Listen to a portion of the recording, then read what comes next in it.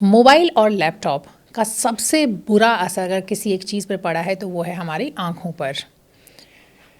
बच्चे हों या फिर बड़े, आप देखेंगे कि सबको आँख के कोई ना कोई इशू आजकल देखने को मिलता है और बहुत ही कॉमन हो गई हैं आँख से जुड़ी हुई प्रॉब्लम्स। आज हमारे स्टूडियो में है डॉक्टर केंशुक मारवा, जो कि हमें बताएंगे कि कैसे हम अपनी आँखों की हिफाजत कर सकते हैं, साथ ही साथ आँख की कौन सी कॉमन बीमारियाँ या फिर समस्याएं हैं और इनके सही सॉल्यूशन क्या हैं। बहुत बहुत स्वागत है आपका sir. Thank you so much ma'am, thank you for having me on your show. जी, डॉक्टर साहब से हम जानेंगे कि हम अपनी आंखों की हिफाजत देखभाल कैसे कर सकते हैं। तो डॉक्टर साहब, पहला सवाल सीधा मैं जानना चाहूँगी, ये तो हम सब जानते हैं कि तकनीक आती है तो बहुत सारे फ़ायदे होते हैं, लेकिन अगर हम लेटेस्ट तकनीक की बात करें, मोबाइल की बात करें, लैपटॉप की बात करें, ब्लू लाइट्स जहाँ से आती है जिन तकनीक से, तो वहाँ पर हम देखते हैं कि वो हमारी आँखों के लिए डायरेक्ट तौर पर नुकसानदेह है। तो इसके लिए मैं आपसे जानना चाहती हूँ कि आप क्या सलाह देंगे, कैसे हम अपनी आँखों को बचा सकते हैं। तो आजकल जैसे आपने कहा कि सबको मालूम है कि ब्लू लाइट आंखों के लिए नुकसानदायक है, काफ़ी नुकसानदायक है। क्यों नुकसानदायक है ये इसके बारे में कोई बात नहीं करता। तो बेसिकली क्या होता है कि जब हम ज़्यादा मोबाइल देखते हैं, ज़्यादा हम गैजेट्स यूज़ कर रहे हैं, रात को देर से सो रहे हैं और सुबह देर से उठ रहे हैं, तो काम पे तो टाइम पर जाना है और सोएंगे आप 6 घंटे, तो जो आपके बॉडी के जो हॉर्मोन्स हैं उनका भी काफ़ी इम्बैलेंस हो जाता है, तो उसके लिए ब्लू लाइट काफ़ी हार्मफुल होती है। इसके लिए blue protective glasses, blue screens का काफ़ी वो है। एंड ये मोबाइल आजकल किसी की भी रीच से बियॉन्ड नहीं है। आजकल हर एक के पास मोबाइल फ़ोन है पॉकेट में, कईयों के दो दो मोबाइल फ़ोन है, बच्चे भी आईपैड पे ही रह रहे हैं ज़्यादा, क्योंकि पेरेंट्स वर्किंग हैं, माँ बाप काम पे जा रहे हैं, तो फ़ोन का यूजेज बहुत ज़्यादा हो रहा है और इसके नुकसान बहुत ज़्यादा है आइस को लेके। बच्चों में चश्मे का नंबर का बढ़ना और साथ में ड्राई आइज़ का होना, ये दो चीज़ें हैं जो बहुत ज़्यादा इफ़ेक्ट कर रही हैं अपने यूथ को और सभी को। जी जी, बिल्कुल। बच्चों पे हम लोग बात करेंगे, आराम से विस्तार से बात करेंगे, लेकिन पहले मैं जानना चाहूँगी ड्राई आई सिंड्रोम, क्योंकि बहुत कॉमन है। यहाँ तक कि जो लोग नहीं जानते इसके बारे में वो भी शिकायत वही कर रहे होते हैं कि आंखों से पानी गिर रहा है, आंखों में ईचिंग हो रही है, खुजली हो रही है। तो ये ड्राई आई सिंड्रोम है जहाँ तक मुझे समझ में आता है। तो ये भी हमें पता है कि इसका रीज़न क्या है, ज़रूरत से ज़्यादा मोबाइल का इस्तेमाल या फिर आँख की सही से देखभाल नहीं करना। अब आप हमें बताएं कि आँख की सही से देखभाल कैसे होगी ताकि जो ड्राई आई सिंड्रोम है इससे छुटकारा मिल सके। तो ड्राई आई सिंड्रोम आपने सही कहा। ड्राई आई सिंड्रोम में बेसिकली आँख में थकान, जलन, ललाहट ज़्यादा होती है लोगों में जो मोबाइल यूजेज ज़्यादा करते हैं। सुबह उठ के आंखें लाल हैं, थोड़ा सा भी कुछ हुआ आँखें एकदम से लाल हो जाना। तो इसको कम कैसे करें? कम करने का तरीका ये है कि हमें अपना मोबाइल यूजेज रिस्ट्रिक्ट करना पड़ेगा। 2 घंटे से कम यूजेज रिस्ट्रिक्ट करना पड़ेगा। आजकल मोबाइल में भी ये टेक्नोलॉजी है कि आप अपना स्क्रीन टाइम हर फेसबुक का, इंस्टाग्राम का, जिस पे यूथ रहते हैं, उसको रिस्ट्रिक्ट पे डाल दें। तो उससे क्या होगा कि एटलीस्ट आपको वो नोटिफिकेशन आता है, स्मार्टफोन का पूरा स्मार्ट फायदा उठाएं। तो ये चीज़ एक करें। एंड जितना हो सके आप एक फैमिली गेट टुगेदर है, बच्चों के साथ टाइम स्पेंड करिए, रादर देन सब अपने मोबाइल पे होना। तो 4 मोबाइल से 4 आंखें नुकसान होंगी, उससे अच्छा घर बैठ के थोड़ा साथ में time spend as a family करेगी। विदाउट फोन टाइम होना चाहिए। जी, यहाँ पर मुझे ऐसा लगता है, यहाँ पे कुछ मैं भी जोड़ना चाहूँगी कि जैसे हम लोग कहते हैं कि मैंने आपको शुरुआत में बोला कि हम लोग इसे लेके बहुत फॉर ग्रांटेड लेते हैं। हमें लगता है कि आंखें हैं, भगवान ने दी है, जैसे आई हैं वैसे ही चलती रहेंगी। लेकिन जैसे उम्र बढ़ती है तो उसके साथ तो प्रॉब्लम जो नेचुरली शरीर में चेंजेस होते हैं, तो आंखें भी उससे मतलब छूती नहीं है, बच नहीं सकते। लेकिन कुछ चीज़ें हमारी अपनी गलतियों की वजह से, जैसे कि हम लोग बहुत सारी चीज़ें गलत खान पान से होती हैं, कई चीज़ हमारे गलत रवैये या रख रखाव से होती हैं। तो ये जो चीज़ आँख की हम लोग बात करें, ये हमारे गलत जो लाइफस्टाइल है उसकी वजह से है, राइट? सही बात, जो जल्दी आ रही है।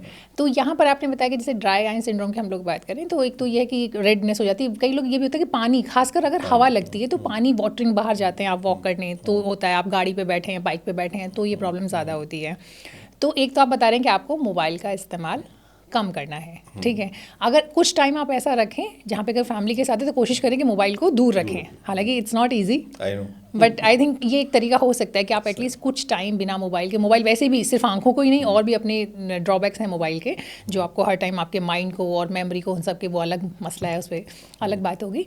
तो और क्या कर सकते हैं ड्राई आई सिंड्रोम से बचने के लिए? ड्राई आई सिंड्रोम से जैसे आपने कहा, कई लोग जैसे बाइक चला रहे हैं और एकदम से पानी निकल रहा है आंखों में से, तो इवन जैसे बाइक चलाते हुए धूल मिट्टी और ये सारी चीज़ें भी आंखों में जाती हैं। तो मैं सजेस्ट करूँगा जो बाइकर्स हैं जो लॉन्ग डिस्टेंस ट्रैवल कर रहे हैं, तो वो वाइजर वाला जो हेलमेट आता है वो ही इस्तेमाल करें। नहीं तो स्पेशल गॉगल्स भी आते हैं जो एटलीस्ट आंखों के ऊपर, अगर आपको चश्मा नहीं है तो यूवी प्रोटेक्टिव गॉगल्स ये पहन के ही ड्राइव करें। और जैसे आंखों का, जैसे आप कह रहे हैं कि आजकल का लाइफस्टाइल भी ऐसा है, खान पान भी ऐसा है जिसकी वजह से ये ड्राइनेस बढ़ रही है, तो उस पर एक चीज़ पे मैं हाईलाइट करना चाहूँगा कि जो ऑयल्स हैं, एक होता है गुड ऑयल, गुड कोलेस्ट्रॉल, एक होता है बैड कोलेस्ट्रॉल। जो आजकल हमारा लाइफस्टाइल है एकदम फास्ट फूड वाला लाइफस्टाइल है कि आप बैठे हैं, आप कहीं पे भी वर्क पे बैठे हैं तो जल्दी से कुछ मिल जाए, चाहे कुरकुरे हों चाहे कुछ चिप्स हों, तो वो पैकेट खोल के खा लेते हैं। पर आप ये नहीं जानते कि वो किस ऑयल में बने हैं, पाम ऑयल में बने हैं, और वो ऑयल्स आपकी बॉडी के लिए अच्छे नहीं हैं। राइट। तो बेसिकली क्या होता है, जो हमारी आंखों की परत होती है उसके ऊपर एक पानी की लेयर रहती है और उसके ऊपर एक ऑयल की लेयर रहती है जो ड्राइनेस को बचाती है। तो हम क्या कर सकते हैं उसमें कि ये जो से गुड ऑयल्स हैं इनका सेवन करें। ये गुड ऑयल्स किस में है? ये गुड ऑयल्स ओमेगा 3 जो है, जो आपका वॉलनट्स है, जो गिरी जिसको कहते हैं, उसके अंदर है। अखरोट हो गए, अखरोट की गिरी में है। साथ में आपके फ्लेक्स सीड्स हो गए। ये जो आजकल तो काफ़ी ट्रेंडिंग है कि आप दुकान पे जाएं किसी भी किराने की, तो सबसे आगे सीड का एक पैकेट पड़ा होता है, तो वो एक अपने डेस्क पे ज़रूर रखें सो दैट कि आपके गुड ऑयल्स जाते रहें। तो ये गुड ओमेगा 3 सिर्फ आंखों को नहीं, आपके स्किन को भी चमकाएगा। तो डबल बेनिफिट वाली चीज़ है। तो अच्छी चीज़ खाने के तो बहुत फ़ायदे भी हो जाते हैं। तो ये हम डाइट में एक चीज़ कर सकते हैं जो एक्चुअली में हेल्पफुल हो सबके लिए। तो ये छोटी छोटी सी चीज़ें हैं। और हाइड्रेट नहीं रखते, क्योंकि जैसे जो हम पूरा रूम में बैठे हैं, एसी चल रहा है, हीटर चल रहा है, जैसे सर्दियों का मौसम था तो हीटर चल रहा है, पूरी रात हीटर चल रहा है, तो जो आंखों की नमी है, बॉडी की नमी है, उसको सोख लेता है। आप बाहर एक सब्जी काट के या सैलेड काट के रख दीजिए, अगर आपने 1 घंटा बाहर रख दिया तो आप उसकी स्किन देखिए एकदम सूख जाती है। तो same with our eyes, our skin, everything. तो हाइड्रेट होना भी बहुत ज़रूरी है। तो मैं अपने पेशेंट्स को जो रात को अपने रूम में हीटर या चला के सोते रात को, तो उनको ये हिदायत देता हूँ कि एक स्टीमर ऑन रख लें कोने में, सो दैट कि रूम की नमी एक मेंटेन रहे, ड्राइनेस ना हो, क्योंकि बॉडी में हर चीज़ में म्यूकस लाइनिंग है, उसको हाइड्रेट होना बहुत ज़रूरी है। अच्छा, कई लोग, जैसे आपने बताया कि स्टीमर की बात की, तो कई लोग स्टीमर का यूज़ नहीं करते, कहते हैं ऐसे ही आप एक बोल में, किसी कटोरे में पानी रख लीजिए। तो क्या वो भी इफेक्टिव है? दोनों के लिए लोग बोलते हैं, आप चाहे एसी यूज़ कर रहे हों या फिर आप हीटर यूज़ कर रहे हों, तो क्या वाकई वो भी असरदार है? स्टीमर से ये होता है कि स्टीमर एक्चुअली एक इलेक्ट्रिकल अप्लायंस है, तो हमने लगा दिया तो वो भाप बन जाएगा जल्दी। अब पानी का बोल भी भाप बनेगा, बट कितने रेट पे बनेगा वो कहना मुश्किल है। तो बच्चों के जहाँ जिस डायरेक्शन से आप नहीं उतर रहे बेड से, उस कोने से दूर आप लगाएं, सो दैट किसी के टच में ना आए। तो बहुत इजीली अवेलेबल होते हैं हर केमिस्ट पे।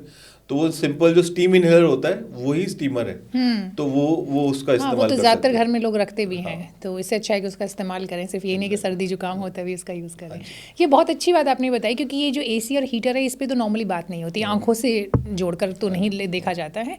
तो 2 चीज़ें आपने अभी तक हमें मेजरली बताई। एक तो आपके अपने जो गैजेट्स हैं उनका इस्तेमाल कम से कम करें जितना पॉसिबल है, और अगर करते हैं तो ये भी आप हमें बताएं कि ब्रेक कितनी देर में लेना है। ये आपने बहुत अच्छा पॉइंट बोला। तो एक 20-20-20 रूल है, आपने सुना होगा, काफ़ी आई स्पेशलिस्ट बोल रहे होते हैं इसके बारे में। इसका मैं बड़ा सिंपल सी चीज़ बता देता हूँ कि आपने 15-20 मिनट अगर गैजेट पे, अपने लैपटॉप पे या डेस्कटॉप पे, कंप्यूटर पे काम कर रहे हैं, तो उसके बाद 20 सेकेंड आपने वहाँ से ब्रेक लेना है।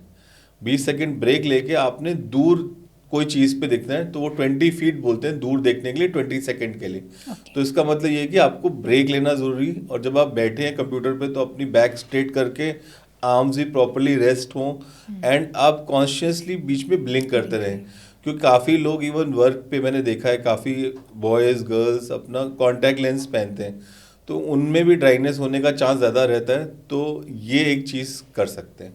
तो क्या कॉन्टैक्ट लेंस पहनने से ज़्यादा चांसेस बढ़ जाते हैं ड्राइनेस? कॉन्टैक्ट लेंस पहनने से क्या होता है कि ड्राइनेस उन लोगों में थोड़ी ज़्यादा होती है। औसतन लोगों से देखा गया है कि उन जो यूज़ करते हैं उनमें हल्की सी ड्राइनेस ज़्यादा रहती है। तो क्या उसके लिए आप कुछ एडवाइस करते हैं, कोई लुब्रिकेटिंग ड्रॉप्स वगैरह? हाँ, काफ़ी lubricating drops on the counter available हैं। सबसे कॉमन जैसे हमारे पेशेंट्स यूज़ करते हैं, रिफ्रेश टेयर्स अवेलेबल रहती हैं। एक ल्यूबीमॉइस्ट अल्ट्रा करके मेडिसिन है, वो भी इजीली अवेलेबल है। हाइलोसॉफ्ट करके एक मेडिसिन आती, तो दीज मेडिसिन आर अवेलेबल। कई नए ब्रांड्स आए जैसे सोनो है, सोनो मैक्स है। तो ये वाली जो आई ड्रॉप्स हैं दिन में सिर्फ 2 बार डालनी पड़ती, 2 से 3 बार, सो दैट कि जो नमी खत्म हो गई है, जो हम कॉन्स्टेंटली स्टेयर करके जो ड्राइनेस हो गई है, उसको काफ़ी ज़्यादा रिलीव कर देता है। और मैंने देखा है कि अगर एक इंसान एक आई ड्रॉप ले लेता है तो घर में जिसको भी ड्राइनेस है एक एक बूंद तो डाल सकता है। तो उससे क्या है कि ड्राइनेस जो है काफ़ी कम हो जाती है यूज़ करने से। अच्छा, दिन में 2 से 3 बार डालनी है। 2 और से 3 ऐसे है कि रात में अगर सोते हुए डाले तो शायद ज़्यादा इफेक्टिव। हम लोग स्किन केयर करते हैं ना सोने से पहले कि आप कुछ लगाएंगे तो ज़्यादा टिकेगा, तो क्या आंख के लिए भी ये चीज़ एप्लीकेबल है? तो मैं यूजुअली बोलता हूँ कि पोस्ट डिनर डाल लें, क्योंकि डिनर के साथ एसोसिएट रखेंगे तो इजी रहता है कि डिनर के तुरंत बाद ही आप डाल लें, क्योंकि उस वक्त आप टीवी देख रहे होते हैं या नेटफ्लिक्स देख रहे होते हैं, तो एक परत वैसे ही कोटिंग बन जाती है लुब्रिकेटिंग आई ड्रॉप की। तो सोने से पहले भी डाल सकते हैं, जैसा आपको मतलब कन्वीनियंट हो। एंड क्योंकि बेड साइड पे भी मैं कहता हूँ, सजेस्ट करता हूँ अपने पेशेंट्स को कि लुब्रिकेटिंग आई ड्रॉप्स अपने बेड साइड पे रख दीजिए, सो दैट जब आप आए लॉन्ग डे ऑफ वर्क से घर आए, इंसान सबसे पहले अपने बेड साइड पे ही जाता है और वहाँ एक वाटर बॉटल हो और एक आई ड्रॉप की बॉटल पड़ी हो, सो दैट कि सोने से पहले आप डाल लें, तो उससे भी याद रहता है। तो आप अपनी हैबिट्स के साथ ये चीज़ें जोड़ सकते हैं सो दैट आप वो फॉलो कर सकें। राइट। सिमिलरली मैं एक आपको एक वो चीज़ बोलना चाहूँगा, जैसे हमारा गुड फूड की बात हो रही थी, तो जैसे बच्चे घर आते हैं तो हम ही कंप्लेंट करते रहते हैं कि बच्चे कुछ अच्छा हेल्दी नहीं खा रहे, तो हम वो फ्रूट बोल्स उनकी सेंटर में सामने रखें। अगर उनको भूख लगेगी तो बनाना ले लेंगे, rather than going to market and get chips and other things, it is better कि उनके सामने जो चीज़ रहेगी, अगर उनको भूख लग रही है तो संतरा छील के खा लेंगे। अभी भी इतना एक्सट्रीम नहीं हुआ, अभी भी ये चीज़ें करी जा सकती हैं। हाँ बिल्कुल। एज अ मदर यहाँ पे मैं भी कुछ अपना एक्सपीरियंस शेयर करना चाहूँगी। नॉर्मली क्या होता है कि अवेलेबिलिटी कहाँ होती है, जहाँ पे कि ऑलरेडी अवेलेबल है वो फूड ना, तो बच्चा तब वो उठाता है। आप अगर घर में आपने चिप्स रखा हुआ है, आपने जो भी इस तरह के पैक्ड फूड रखे हुए हैं, तो बच्चा अगर आप रखें ही नहीं, पहला ऑप्शन तो ये है। ऐसा नहीं कि आपको 100% एलिमिनेट करना है, लेकिन ओकेजनली कि चलिए वीकेंड पर हम लोग बाहर जाएंगे या वीकेंड पर आपके लिए परमिसेबल है, राइट। लेकिन रूटीन में घर में जब होगा ही नहीं तो उसके पास ऑप्शन क्या होगा? उसके पास वो हेल्दी फूड जो आपने फ्रूट का बोल रखा है या ड्राई फ्रूट्स रखे हैं, तो वही ऑप्शन है। तो सबसे बड़ी गलती तो ये होती है कि लोग इकट्ठा मंगा करके रख देते हैं और फिर बच्चे के पास वो सामने दिखता है तो वो उसको वही चाहिए। तो ये आपने बहुत अच्छा बोला। साथ ही साथ एक और चीज़, जैसे गाजर को अक्सर कहा जाता है, चुकंदर को कहा जाता है, स्पिनैक मतलब पालक की हम लोग बात करते हैं कि ये भी, तो हम चाहते हैं कि कुछ फूड आइटम्स भी आप बताएं जो कि हमें डालना चाहिए बच्चों की डाइट में भी, प्लस बड़े भी, आंखों के लिए, जो हमारी आंखों को हेल्दी रखे। तो सबसे इम्पॉर्टेंट चीज़ ये है कि जैसे आपने डाइट का कहा, तो दिन की शुरुआत जब बच्चे स्कूल जाते हैं उससे पहले, तो उससे पहले चाहे हम रात को ओवरनाइट भिगो के अखरोट या बादाम ये ज़रूर दें। ये तो काफ़ी टाइम से फॉलो करते हैं, काफ़ी घर में फॉलो होता भी है। एक चीज़ ये कर सकते हैं। दूसरी चीज़, डाइट में जैसा बोला कि आप घर से ऐसी चीज़ें जो बच्चों को पसंद हो वो पैक करके भेजें, क्योंकि यूजुअली जो बच्चे होते हैं उनकी स्पेसिफिक पसंद होती है कि ये चीज़ खानी है, तो उसमें हेल्दी कॉम्बिनेशंस आप दे सकते हो उनको खाने में। तो मतलब जैसे पोहा है तो उसमें मूंगफली ज़्यादा डाल दी, तो इनकी न्यूट्रिएंट कंटेंट बहुत ज़्यादा है। तो जब ये गुड फूड और गुड ऑयल वाली चीज़ें जाएंगी तो बच्चा अपने आप ही खुशी खुशी चीज़ें खाएगा। एंड जैसे डाइट में और क्या कर सकते हैं कि जैसे घर पे, जैसे आपने बोला कि बाहर की चीज़ें ना लाई जाए ज़्यादा, कि सोडा ना लाया जाए, उसकी जगह नींबू पानी दें, क्योंकि अब गर्मियों का सीज़न आ रहा है, बच्चे स्कूल से वापस आते हैं तो उनको नींबू पानी, नारियल पानी, अब ये सब चीज़ें बहुत इजीली अवेलेबल है। पहले होता था कि कुछ ही दुकानदार रखते थे नारियल और ये, तो वो चीज़ें हेल्थ के लिए बहुत अच्छी हैं। कि जैसे बच्चे शाम को खेल के आए तो उनको कुछ जूस दे दिया या कुछ ऐसी चीज़ दे दी जो हेल्दी हो, तो हमें एक हेल्दी विकल्प लेना है कि एक हेल्दी चॉइस खुद लेनी है। और खाने के साथ हर बार, जैसे आप बोल रहे हैं कि बीटरूट ये भी आंखों के लिए बहुत अच्छा है। पालक का जैसे आपने नाम लिया, कई लोगों को पालक देख के थोड़ा सा वो लगता है, बट आजकल अगर आप मॉर्निंग वॉक करने जाएं तो आप देखें काफ़ी फ्रूट जूस वाले भी होते हैं जो ये सब चीज़ें मिक्स करके वेजिटेबल जूस तो बहुत है, जूस बना लेते हैं। या स्मूदीज का काफ़ी ट्रेंड है यंगस्टर्स में, सबके पास वो बुलेट स्मूदी है जिससे ये सब चीज़ें स्मूदी के रूप में भी आप सेवन कर सकते हो। तो ज़रूरी नहीं है कि आपको वो ट्रेडिशनल वे में पालक की सब्जी ही खानी है या मेथी आलू की सब्जी ही खानी है, आप ये चीज़ें भी कर सकते हो। आप उसका ऑल्टरनेटिव भी देख सकते हो कि हम कैसे दें। अब जैसे बच्चों को जिनका आय का नंबर ज़्यादा होता है या नंबर बढ़ रहा है ज़्यादा, तो उनके पेरेंट्स को मैं ये कहता हूँ कि आप जैसे सब्जियों का एक सूप शाम को चाहे आधा कप बच्चों को दो, सो दैट कि एक न्यूट्रिएंट वैल्यू उसमें जाती रहे। कई बार ये होता है कि जैसे आप पालक की बात करो, बच्चे नहीं खाते हरी सब्जियां, तो उनको मिक्सी मार के आप दे दो। साथ में जैसे पुदीने की चटनी वो खाने में, साथ में चाहे वो सुबह नाश्ते में अगर ब्रेड टोस्ट खा रहा है तो एक लेयर उसकी जैम या उसके साथ लगी हो मक्खन के साथ, एक साइड पे हरी चटनी लगी हो, तो हरी चटनी इस बहाने बच्चा खाएगा तो सही। बिल्कुल, आप तो उसमें पुदीना डाल सकते हैं, धनिया डाल सकते हैं। और मैंने तो देखा है जैसे सूप तो जब हम लोग घर में भी बनाते हैं तो मेरी कोशिश होती है कि मैं उसमें सब कुछ डाल देती हूँ, बीट रूट, गाजर थोड़ा सा, फिर पालक भी, और टमाटर ज़्यादा, तो आप एक तरह से पूरा हेल्दी उसको एक जो डाइट कुछ चीज़ें रह जाती है तो वो मिल जाती हैं। बीन्स भी डाल देते हैं काट के।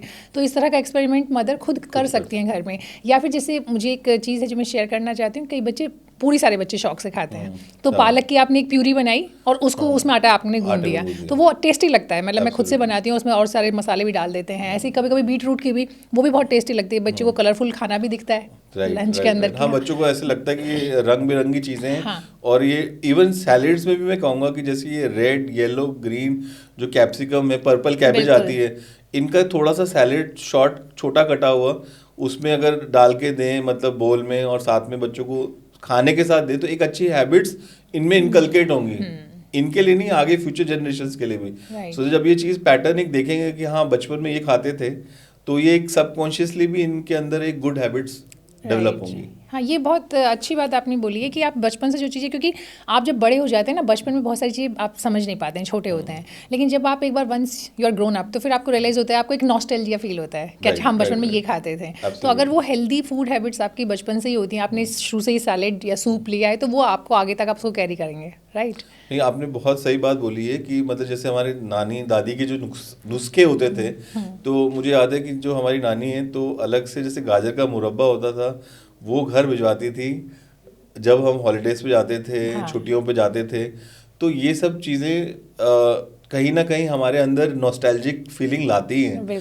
तो अब ये चीज़ें शायद वो धीरे धीरे सब चॉकलेट्स के चक्कर में ये सब चीज़ें लुप्त हो गई हैं। नहीं तो हमारी स्वीट डिश आमले का मुरब्बा और गाजर का मुरब्बा होता था। तो शायद ही मुझे लगता है आज को यंगस्टर को इन सब चीज़ों का टेस्ट भी या पता भी होगा इन चीज़ों के बारे में। और आंवला एक और again very good food for eyes, तो वो भी हम लोगों ने कि आंवले को भी आप अपनी डाइट में शामिल कर सकते हैं। आंवले की सब्जी भी बहुत अच्छी बनती है, काफ़ी लोग आंवले की सब्जी बनाते हैं, that is also very tasty and these are very healthy option हैं जो एक्चुअली हम अपनी डाइट में डाल सकते हैं।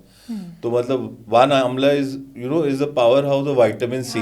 तो विटामिन सी आपका जो आंख है उसमें जो आगे जो पुतली है, जो क्लियर जिसको पार्ट बोलते हैं, जिसमें लैसिक होता है, वो पार्ट भी विटामिन सी, कोलाजन जिसको बोलते हैं, उससे बना है।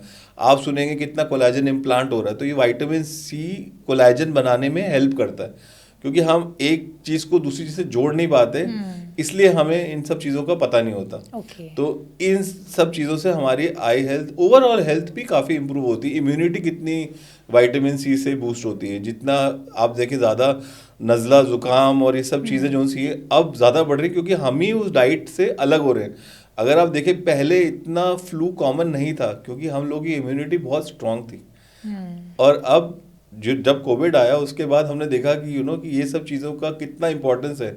अगर आपको याद हो, आपने कितने शोज किए हैं, विटामिन सी कितना इम्पोर्टेंट है, काफ़ी इस पे हमने बहुत चर्चा भी पहले की है शायद। राइट। तो मेन बात तो वही है कि आपको किसी भी तरीके से टैक्टफुली कह लीजिए या माइंडफुल तरीके से डाइट को इस तरह से बनाना है कि बच्चे को अगर वो चीज़ सामने नहीं भी दिख रही तो आप इनडायरेक्टली कुछ ना कुछ उसमें डालते रहें, ताकि बच्चे जो है उसको, और जितना हो सके उनकी फूड हैबिट्स ऐसी डेवलप करें कि वो उन्हें दिक्कत ना करे आगे जाके। तो ये तो बात हुई कि हमने जो बच्चों की बात की कि उनको मोबाइल कम से कम देखना है, अच्छी हेल्दी फूड हैबिट्स उनके अंदर डालनी है। अब क्या होता है कि दूसरा हो गया कि जैसे हम एक मैं रूटीन ज़रूर आपसे जानना चाहूँगी कि मान लीजिए एक दिन में आप दिन की शुरुआत करते हैं, तो हम देखते हैं कि बहुत तरह की रील सोशल मीडिया पे बहुत सारा कुछ कंटेंट होता है, लेकिन एक सही तरीका, कई लोग कहते हैं कि आपको आँखों को, मैं बहुत सारी चीज़ मैं नाम नहीं लूँगी यहाँ पर, लेकिन ये डालना है, वो डालना है। आपके हिसाब से आँखों की केयर करने का सही रूटीन क्या है? जिसको ड्राई आई सिंड्रोम नहीं है हम उसकी बात भी करेंगे, और जिसको प्रॉब्लम है उसकी बात भी करेंगे। राइट।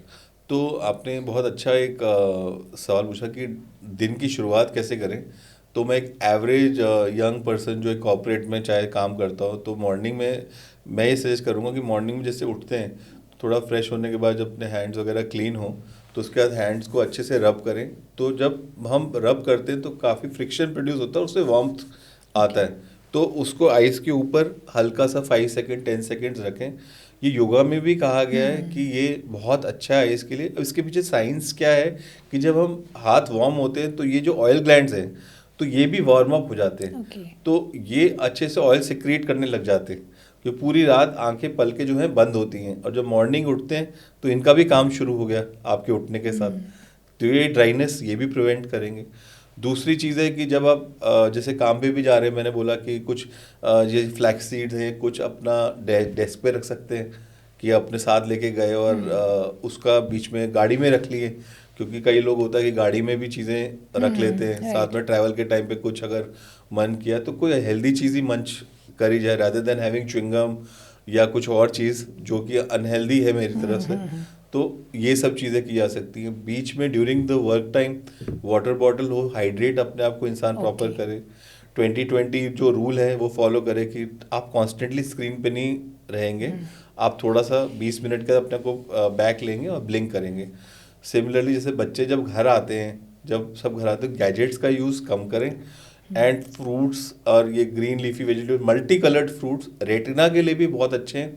जो हमारा पीछे का पर्दा है जो कलर्स देख रहा है, कलर्स देखने के लिए भी आपको कलर्स डालने पड़ेंगे। तो basically they are antioxidants, they are super foods जो ये कलर्ड वेजिटेबल्स होती हैं। बेरीज बहुत अच्छी हैं, तो ये भी इवनिंग में थोड़ा सा लिया जा सकता है। बीच में जैसे आप लंच कर लिया उसके बाद थोड़ा सा फ्रूट्स वगैरह आप ले लें तो। और गैजेट से जैसे दूर रहेंगे, और रात को ट्राई करें 9-10 बजे के बाद मोबाइल मत यूज़ करें। इसका एक तरीका ये हो सकता है कि मैं जो टेक्निक इस्तेमाल करता हूँ कि मैं अपना फ़ोन चार्जिंग पे दूसरे रूम में बहुत अच्छा छोड़ आता हूँ, सो दैट कि अगर बज भी रहा है या साइलेंट पे छोड़ दिया, सो दैट कि आपका ध्यान ही नहीं गया उस तरफ। जब आपके सामने रहते हैं तब आप उसको स्क्रोलिंग करते रहते हैं, तो वो एक तरह की एडिक्शन भी है और आंखों के लिए तो नुकसानदायक है ही है। डॉक्टर साहब ये बताइए कि बहुत सारे स्कूल्स में इवन आप ऑनलाइन क्लासेस जो है होती हैं, बल्कि कुछ स्कूल्स तो ऐसे हैं जहाँ पे क्लास 5th के बाद आपको टैब दे दिया जाता है कि आपको नो नोटबुक, यस मैंडेटरी, तो नो नोटबुक कॉन्सेप्ट है। अब मैं ये जानना चाहती हूँ कि ये जो गैजेट्स कोई भी किसी भी फॉर्म में, टैब हो, आपका लैपटॉप हो, उसको आप यूज़ करते हैं जो कि आपको 6 घंटे तो बेयर मिनिमम करना ही करना है, फिर आपको घर आके होमवर्क भी करना है। उसके कंपैरेटिव दूसरी तरफ हम जब पहले छोटे थे तो किताबें पढ़ते थे, तो कई बार मम्मी से डांट पड़ती थी कि आप रोशनी कम है कमरे में तो लेट के नहीं पढ़ना है, कम रोशनी में नहीं पढ़ना है। तो मैं चाहती हूँ कि ये दोनों चीज़ें, क्या वाकई किताब पढ़ने से भी आंखों पे कोई नुकसान होता है? अगर होता है तो किस कंडीशन में, और उसके कंपैरेटिव अगर हम टैब और गैजेट्स की बात करें? राइट, तो मैंने ये काफ़ी नोट किया है ट्रेंड, मतलब कि एडवांसमेंट के नाम पे, आधुनिकता के नाम पे, कि ये जो बड़े स्कूल हैं, सो कॉल्ड बड़े स्कूल हैं, जो इस चीज़ को प्रमोट कर रहे हैं कि आप आईपैड होना ज़रूरी है फॉर वर्क। आप बच्चे इतने छोटे हैं, अगर हम कन्वेंशनल तरीके से भी पढ़ाएं तो कोई उसमें हर्ज नहीं है, क्योंकि उसके नोन टू हैं फैक्ट्स की नुकसान पहुंचाता है, गाइडलाइंस है उस चीज़ की। एंड जहाँ तक नॉर्मल बुक्स का सवाल है, मैं तो इस चीज़ का काफ़ी प्रमोट करता हूँ कि आप अपने बच्चों को महीने में एक बार बुक शॉप लेके जाओ, रादर देन सिनेमा और कहीं और आप डिनर के लिए भी जाते हैं तो आप अपने कैलेंडर में अपना एक टाइम बना लें कि हाँ बच्चों को एक बुक शॉप लेके जाना है। एंड जो आप कह रहे हो कि अंधेरे में पढ़ने से आंखों को नुकसान पड़ता था, तो उसका रीज़न ये था कि एक तो लाइट जब प्रॉपर नहीं पड़ेगी बुक के ऊपर तो क्लैरिटी ऑफ वर्ड्स वो नहीं आएगा। एंड जब हम डिजिटल यूज़ करते हैं मोबाइल, तो हम चाहते हैं कि उसकी लाइट भी रूम लाइट के बराबर हो। तो ये सब रीजंस की वजह से बोला जाता है कि लाइट प्रॉपर होनी चाहिए। तो ये चीज़ों का प्रोज एंड कॉन्स, मैं बुक्स की तरफ ज़्यादा हूँ rather than gadgets and Kindle पे हाँ, किताबें दोनों पढ़ने अगर से। कंपेयर करेंगे तब तो ऑफ कोर्स बहुत ज़्यादा। बुक से तो सिर्फ एक ही चीज़ आप बता रहे हैं कि सिर्फ लाइट आपकी प्रॉपर होनी चाहिए और पोजीशन, कि आप बहुत ऐसे लेट कर या उल्टी सीधी पोजीशन पे जो क्या एंगल आपका सही नहीं हो तो उस तरह से ना पढ़ें, अदरवाइज कोई नुकसान नहीं है। डॉक्टर साहब, कई लोग ये भी कहते हैं कि जब आप सुबह उठते हैं तो उठने के बाद ही आपको अपनी आंखों को पानी से साफ करना है, छिमके मार के साफ करना है। अब कुछ लोग ये भी कहते हैं कि नहीं, ये सही तरीका नहीं है, इससे आंखों को नुकसान हो सकता है। और इसके साथ ही साथ एक और बहुत कॉमन घरेलू नुस्खा कह लीजिए, वो होता है गुलाब जल का इस्तेमाल, या फिर कई लोग तो शहद को भी रिकमेंड करते हैं। तो आपकी ओपिनियन क्या है इस बारे में कि ये चीज़ें नुकसानदेह हैं? हमने यूजुअली देखा है अपनी, जैसे हम पेशेंट्स देखते हैं, काफ़ी पेशेंट्स जैसे चेक करते हैं तो काफ़ी कॉमनली यूज़ होता है गुलाब जल, क्योंकि आयुर्वेद वगैरह में आयुर्वेदिक डॉक्टर्स ही ज़्यादा लिखते हैं इस चीज़ को। क्योंकि मैं एलोपैथिक डॉक्टर हूँ तो मैं लुब्रिकेटिंग आई ड्रॉप्स की तरफ ज़्यादा फेवर में हूँ। एंड जहाँ तक शहद का सवाल है, काफ़ी जगह आयुर्वेद में मेरे ख्याल से इसका मेंशन है, बट मैं ये कहना चाहूँगा जैसे कभी कुछ भी अब्रेजन हो या कुछ आंख कई बारी आपने रब कर दी तो वो एक ग्राउंड बन जाता है बैक्टीरिया की ग्रोथ का। तो हमने देखा कई लोगों की जैसे जिनको इन्फेक्शन था और उन्होंने किसी से ट्रीटमेंट ले ली, हकीम से ट्रीटमेंट ले ली और उसमें उन्होंने हनी डाली, शहद डाला उसके ऊपर, तो और बदतर हो गया वो। तो मैं तो ये सजेस्ट करूँगा इन केस ऑफ इमरजेंसी तो डेफिनेटली एक आई डॉक्टर को ही दिखाएं। एंड जहाँ तक ये सब ड्रॉप्स का सवाल है, मैं तो लुब्रिकेटिंग आई ड्रॉप्स की तरफ ही ज़्यादा वो जी, तो ये जो यूज़ लुब्रिकेटिंग सजेस्ट ड्रॉप्स करूँगा। है इसमें हम कुछ देखना चाहिए, हमें कैसे चेक करेंगे कि ये सही है कि नहीं, क्योंकि मार्केट में तो बहुत कुछ अवेलेबल है। तो लुब्रिकेटिंग आई ड्रॉप्स में सबसे इम्पोर्टेंट क्राइटेरिया ये है, जैसे जो रिफ्रेश एयर है उस पर कार्बोक्सी मिथाइल सेलुलोज है, कुछ में 0.1% होता है और कुछ में 0.5% जितनी कॉन्सेंट्रेशन होती है। तो बेसिकली आपने लेबल पे पढ़ना या तो HPMC हो या CMC हो, तो वो लुब्रिकेटिंग आई ड्रॉप्स अच्छी हैं। और तो उसका कुछ परसेंटेज भी होता है जो हमें हाँ, चेक करना है? मैं जो CMC का 0.5 हो 1% हो वो बेस्ट रहता है, क्योंकि थोड़ा सा गाढ़ा हो जाता है, तो मतलब ओके, वो 1% में ज़्यादा बेटर। कंसंट्रेशन है। तो दूसरी चीज़ ये है कि जैसे सोडियम हाइलोरेनेट करके भी एक आई ड्रॉप्स आती हैं जो लंबे टाइम तक एक्ट करती हैं। तो वो क्योंकि ड्राइनेस बहुत बढ़ गई है तो इसलिए हमें इन ड्रॉप्स को सहारा लेना पड़ता है, क्योंकि आई पे कवरिंग अच्छी कर देती हैं, कोटिंग अच्छी कर देती हैं। तो ये वाली ड्रॉप्स यूज़ करते हैं रूटीनली। जी। और इसके बाद एक बार ये तो हमने बताया कि बच्चों से लेकर के जब आप मिड एज में आते हैं और यंग यूथ तक आपको कैसे अपने आंखों की देखभाल करनी है। वंस यू क्रॉस 40 तो उसके बाद आप देखते हैं कि नॉर्मली जो एक कहते हैं ना कि विजन वाला आई साइट का इशू हो ही जाता है और उसमें लोगों को फिर ग्लासेस की जरूरत पड़ती है। अब बहुत सारे लोग तो कहते हैं कि नंबर तो बताते हैं डॉक्टर ने, पर हमने यूज़ नहीं किया क्योंकि एक बार लगा लेंगे तो आदत बन जाएगी, राइट? ये बहुत ही ज़्यादा कॉमन मिथ है, इसको मैं मिथ ही बोलूँगा कि मतलब कि लोगों को गलत धारणा है ये कि चश्मा एक बार ही नज़दीक का पहन लिया तो वो बढ़ता ही जाएगा। बेसिकली जो चश्मा लगता है क्योंकि जो हमारी आंख में कैमरा है की तरह है, जैसे आप फ़ोन में कैमरा यूज़ करते हो, जब आप दूर से पास लेके आते हो फोकसिंग होती है। तो ये फोकसिंग को थोड़ा शार्प करने के लिए आप छोटे अक्षरों के लिए ही आपने इस्तेमाल करना है, आपका चश्मा पूरे टाइम के लिए नहीं है। तो अगर आप लैपटॉप पे काम कर रहे हैं तब हो सकता है आपको प्रोग्रेसिव डॉक्टर ने एडवाइस किया हो, बट एक बार लगने का बार बार पहनने का इश्यू नहीं है, ये इशू है सिर्फ आपको नज़दीक के लिए ही यूज़ करना है। तो ये चीज़ समझ नहीं पाते, शायद डॉक्टर के पास टाइम नहीं होता इतना समझाने का, और पेशेंट भी डर जाते हैं कि चश्मे का नंबर आ गया नज़दीक का। तो आफ्टर 40 थोड़ा सा +1 जितना नंबर आता है एंड वो धीरे धीरे ही बढ़ता है। ऐसा नहीं है कि हर एक का 2.5 तक, जो 60 ईयर्स के ओल्ड होते हैं उनमें 2.5 नंबर तक का चश्मा यूज़ होता है। पर आजकल सर्जरीज में भी इतनी एडवांसमेंट आ गई तो कई बार वो भी रिमूव हो जाता है वाया सर्जरी। तो हाँ जी। तो सर्जरी की सलाह आप कब देते हैं? विजन करेक्शन की बात कर रहे हैं। विजन करेक्शन लैसिक की बात करें तो आजकल काफ़ी ऑप्शंस आ गए हैं पेशेंट्स के लिए, डिपेंडिंग -10 से लेके +6 के जो नंबर हैं वो आमतौर से लैसिक से हट जाते हैं। और आजकल काफ़ी no touch no pain LASIK भी आ गया है, जिसमें कोई फ्लैप भी नहीं होता और थ्रू लेज़र किरणों के थ्रू ही पूरा ऑपरेशन करा जाता है। तो उसमें सिर्फ डॉक्टर सिर्फ शायद एक फुट स्विच ही दबाता होगा एंड उससे पूरा का पूरा सर्जरी भी हो जाता। तो काफ़ी एडवांसमेंट्स हैं लैसिक में एंड कई चीज़ें आई हैं, स्माइल करके सर्जरी है और सिल्क करके सर्जरी है। तो इसमें ये लेंटिक्यूल बेस्ड सर्जरीज हैं।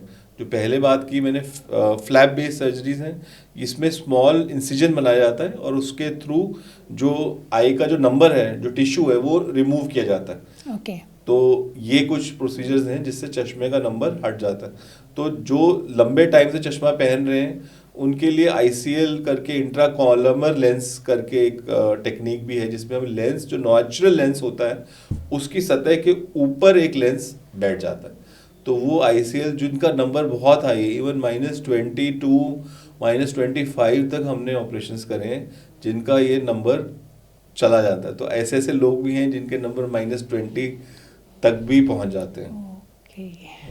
तो फिर वो पूरा 100% करेक्शन हो जाता है? वो पूरा 100% डिपेंडिंग ऑन कि आई कैसी है, पीछे लाइट कितनी पहुंच रही है, पीछे रेटिना में कितनी ताकत है, ये बहुत सारे फैक्टर्स होते हैं जो हमें देखना पड़ता है। तो ये सारी चीज़ें डिस्कस करते हैं। ये पूरा प्रोसीजर जो है कितने टाइम का होता है? डिपेंड करता है कि आप कौन से टाइप की LASIK surgery, usually LASIK surgery पर आई लेस देन 5 to 10 मिनट्स में हो जाती है। इवन जो ICL सर्जरी है जिसमें हम लेंस अंदर डालते हैं आइस के अंदर, वो भी लेस देन 15 मिनट्स की सर्जरी है, जिसमें प्रॉपर एक बहुत ही थिन लेंस होता है जिसकी थिकनेस माइक्रॉन्स में होती है, और वो नेचुरल लेंस के ऊपर एक छोटी सी जगह होती है, वहाँ पे वो बैठ जाता है पुतली के और लेंस के बीच में।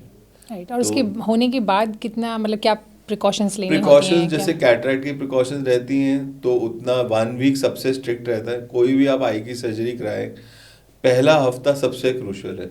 तो मैं अपने पेशेंट्स होते हैं, काफ़ी डायबिटिक्स भी होते हैं जिनकी कैटरेक्ट सर्जरी होती है, उनको भी मैं ये कहता हूँ कि first week is the most crucial, जिसमें पहले दिन में आप डॉक्टर को दिखाएंगे and within 1 week 10 days भी एक बार डॉक्टर को दिखाना ज़रूरी होता है। उसका रीज़न ये है कि पहला हफ्ता 10 दिन क्रूशियल है, क्योंकि वुंड जो है, जो हमने चीरा मारा है आंख के ऊपर छोटा सा, उसको हीलिंग हमें चेक करनी होती है, क्योंकि वो जब तक पूरा क्लोज नहीं हो जाता तब तक एक रिस्क रहता है। तो इसलिए सबसे पहले first week is very important. जी। तो डॉक्टर साहब, ये तो आपने बता दिया कि हम लोग को मतलब किन चीज़ों का ध्यान रखना चाहिए, कैसे अपनी आंखों की हिफाजत कर सकते हैं, कौन सी ड्रॉप्स है जो आप अपने से इस्तेमाल कर सकते हैं ओवर द काउंटर लेकर के, और साथ साथ डाइट आपको कैसी रखनी है। ये भी आपने बताया कि अगर आपको सर्जरी करानी है तो सर्जरी के बाद आपको किन चीज़ों का ध्यान रखना है। तो हमें पूरी उम्मीद है कि जो भी जानकारी आपने हमारे साथ शेयर की है उसका फ़ायदा हमारे दर्शकों को ज़रूर होगा। और जाते जाते मैं चाहती हूँ कि आप उन्हें 5 टिप्स बताएं अपनी आंखों की देखभाल के लिए। 5 टिप्स मैं एज के अकॉर्डिंगली बताना चाहूँगा। जब सबसे छोटे बच्चे हैं, जैसे आपके बच्चे स्कूल गोइंग हैं, तो उनका हर साल आई का चेकअप कराएं। आप इस पे ध्यान रखें कि उनका नंबर बड़ा तेज़ी से तो नहीं बढ़ रहा, फर्स्ट चीज़ ये है। और दूसरा चीज़, जब एडल्ट हो जाए और अब लगता है कि हाँ लैसिक कराना है, तो प्रॉपर एक डॉक्टर से जो सर्जरीज करते हैं उनसे परामर्श करें कि वो पॉसिबल है। तो कई बार इंसान डरता है इस सब चीज़ों से, पर बात करने से वो डर हट जाता है, तो आपको क्लैरिटी भी आ जाती है कि आपकी आई के लिए कौन सा लेटेस्ट प्रोसीजर फीजेबल है। तीसरी चीज़ है, आफ्टर द एज ऑफ 40, जो नज़दीक का चश्मा लगता है उन लोगों की बात कर रहा हूँ, तो आफ्टर 40 ये ध्यान रखें हर साल अपना आई का प्रेशर ज़रूर चेक कराएं। आई का प्रेशर बहुत क्रूशियल है काले मोतिये के लिए। तो अगर आपकी फैमिली हिस्ट्री में मदर या फादर या कोई भी सिबलिंग को काला मोतिया डायग्नोज हुआ है, या अगर आपने कभी पहले आपको डॉक्टर ने सतह किया है कि आपको काला मोतिया हो सकता है, तो आई प्रेशर चेक होना हर साल ज़रूरी। साथ में जिनको डायबिटीज़ है, मधुमेह, तो उन लोगों के लिए भी एक बार पुतली फैला के साल में एक बार ही चेक होना ज़रूरी है। और अगर जो मधुमेह वाले पेशेंट देख रहे हैं और जिनको ऑलरेडी कभी आंख में इंजेक्शन लगा है या लेज़र हुआ है, इसका मतलब ये नहीं कि ट्रीटमेंट ख़त्म हो गया। आपकी आई सेंसिटिव है और आपको रूटीनली आई चेकअप थोड़ा सा फ्रीक्वेंसी नॉर्मल पॉपुलेशन से ज़्यादा कराना पड़ेगा, कि जैसे हर 4 महीने या 6 महीने पे। एंड जिनको अगर कैटरेक्ट है, तो कैटरेक्ट पहले ऐसा होता था कि मोतिया पूरा पक जाए फिर हम ऑपरेशन करते थे। अब ऐसा नहीं, अभी काफ़ी आधुनिक टेक्निक्स आ गई हैं जिससे इवन जो लेंस के जो नंबर है, सिलेंड्रिकल जो पावर है जिसको टोरिक लेंसेज बोलते हैं, वो भी आ गए हैं। और ऐसे लेंसेज जो डायबिटीज़ वाले पेशेंट्स में भी डाल सकते हैं, जिनको हम ईडॉफ लेंस बोलते हैं, एक्सटेंडेड डेप्थ ऑफ फोकस, जिसका मतलब है कि हम जो पास का मोबाइल है इतना एटलीस्ट हो जाए कि जैसे हमारे बुजुर्ग जो ऑपरेशन करा रहे हैं वो एटलीस्ट मोबाइल देख सकें, अगर ड्राइव कर रहे हैं साथ में मोबाइल का यूजेज भी हो जाए। और ट्राईफोकल लेंसेज भी आ गए। तो ट्राईफोकल का मतलब 3 फोकस, कि आप दूर भी देख सकते हैं, लैपटॉप भी देख सकते हैं और मोबाइल भी देख सकते हैं। तो वो लाइट जो है आपकी डिवाइड हो जाती है इन 3 हिस्सों के बीच में। तो ये एक टिप्स है जो, और खाने का जो सा हमारा डिस्कशन हुआ ही है कि एक गुड कलरफुल प्लेटर होना चाहिए, सैलेड्स को भी लेके ग्रीन्स होने चाहिए, ये आइस के लिए बहुत बहुत ज़रूरी है। और एक और चीज़ मैं ज़रूर जानना चाहूँगी आपसे कि कई बार बोलते हैं ना कि आपके जो मोबाइल है या फिर आपका लैपटॉप है या इवन आप ग्लासेस जो यूज़ करते हैं, तो उसमें आपका एक कुछ आता है कि ब्लू कटर करके आता है, तो वो टेक्निक ज़रूर यूज़ करनी चाहिए, राइट? तो ये ब्लू कट लेंसेज काफ़ी पॉपुलर है, बिकॉज एक मार्केटिंग एक होती है लेंस कंपनियों के थ्रू। तो नहीं, तो ये देखिए, ये आप बताएं कि वाकई ही ये इफेक्टिव है, क्योंकि मार्केटिंग की वजह से ज़्यादा लोग जान रहे हैं, कर रहे हैं, या फिर मार्केटिंग की वजह से ज़्यादा लोग जान रहे हैं, बट एंटी रिफ्लेक्टिव कोटिंग भी अगर आपके ग्लासेस के ऊपर होगी तो वो भी काफ़ी उसको जो हार्मफुल किरणें हैं उसको रोकेगा। तो ब्लू कट इसलिए ज़्यादा फैट में आ गया क्योंकि जैसे मैंने आपको बताया कि ब्लू रेज का जो इम्पैक्ट है उसको हटाने के लिए हम प्रॉब्लम को नहीं सॉल्व कर रहे, हम टेक्नोलॉजी की तरफ ज्यादा जा रहे हैं कि ब्लू रे, पर हमें मोबाइल से दूर रह के वो तो बेस्ट है। वो ही चीज फॉलो करनी है। ब्लू रे डेफिनेटली तो काफी। इसको अगर ऐसे कहें कि पहले तो आप कोशिश करें कि मोबाइल का इस्तेमाल कम करें, और जहाँ पे जिन लोगों को काम करना होता है, मान लीजिए मुझे पता है कि मुझे तो लैपटॉप का इस्तेमाल करना ही पड़ता है, तो तब आपको सेकंड ऑप्शन ये है कि तब आप उस पर ब्लू रेज को जितना कट कर सकें। तो यही कहना चाहूंगा, जैसे आप कह रहे हैं कि जैसे आपको लैपटॉप यूज करना है, तो कई बार लोग होते हैं जैसे उनको प्रोग्रेसिव ग्लासेस बोले जाते हैं। अब जो हाउसवाइफ्स हैं या जो काफी घर पे सिर्फ मोबाइल और टीवी देख रहे हैं, तो उनको बाइफोकल ग्लासेस भी चलेंगे, बट कई बार ये उनको जबरदस्ती प्रोग्रेसिव ग्लासेस की तरफ वो किया जाता है जो सूट नहीं करता उनको। एंड जो ब्लू कट लेंसेज हैं, definitely people are more comfortable with it. I think ये आप थोड़ा सा इलेबरेट करके बताइए जो आपने बाइफोकल और ये बताया है। बाइफोकल और प्रोग्रेसिव के बारे में ये कहना चाहूँगा, जब हम एज अ कोई भी इंसान जब जाता है चश्मे लेने के लिए, तो जो ऑप्टिशियन होते हैं उनको ऑप्शन देते हैं कि आप बाइफोकल पहनना चाहेंगे या प्रोग्रेसिव पहनना चाहेंगे। लोग कई बार भी प्रोग्रेसिव दिए जाते हैं उनको, बट वो बाइफोकल से भी काम चला सकते हैं, क्योंकि उनको सिर्फ दूर का देखना है और मोबाइल यूज़ करना है। इसके अलावा और कुछ नज़दीक का काम नहीं होता, बाकी सब चीज़ों के लिए सारे हो जाता है ऑटोमेटिकली, बट इन सब चीज़ों के लिए मेन ज़रूरत पड़ती है नज़दीक के काम के लिए, मोबाइल देखने के लिए या न्यूज़पेपर पढ़ने के लिए। तो उन केसेस में सिर्फ बाइफोकल भी चल सकता है, बट जो लोग कंप्यूटर यूज़ कर रहे हैं, जिनका काम लैपटॉप के ऊपर है, उनके लिए प्रोग्रेसिव होना ज़रूरी है, क्योंकि आप एक इंटरमीडिएट डिस्टेंस है जो वन हैंड की डिस्टेंस पे भी आपको ऑब्जेक्ट दिखना चाहिए। तो लैपटॉप आपका ऑलमोस्ट वन हैंड डिस्टेंस पे है, और जो आपका नियर विजन वाला, डबल विजन वाले होते हैं, उनमें सिर्फ नज़दीक रीडिंग तक के वो होते हैं। तो ये आपका जो सा चॉइस है कि कौन सा लेना है, आपको उसमें डिपेंड करता है कि आपने मतलब आपकी यूजेज क्या है। तो यूजेज के हिसाब से अपना लेंस चूज करिए कि आपको एक्चुअली में लैपटॉप की यूजेज है, तभी मेरे ख्याल से प्रोग्रेसिव बनवाएगी। ओके हाँ, ये बहुत इंपॉर्टेंट बात, ये तो इनफैक्ट मुझे भी जानकारी नहीं थी इसके, क्योंकि यही लगता है कि जब आप रीडिंग क्लासेस में जब आप पास का देखते हैं तो उसी की ज़रूरत है आपको। जी, तो हमें पूरी उम्मीद है कि जो भी जानकारी आपने हमें शेयर की है हमारे दर्शकों के साथ, उसका बेनिफिट, उसका फ़ायदा उन्हें ज़रूर होगा और वो अपनी आँखों की हिफाजत बेहतर तरीके से कर पाएंगे। Thank you so much. Thank you so much. आपका कंटेंट काफ़ी लोगों को हेल्प कर रहा है, एंड आप ऐसे ही काफ़ी और पॉडकास्ट करते रहें। जी, बहुत बहुत शुक्रिया।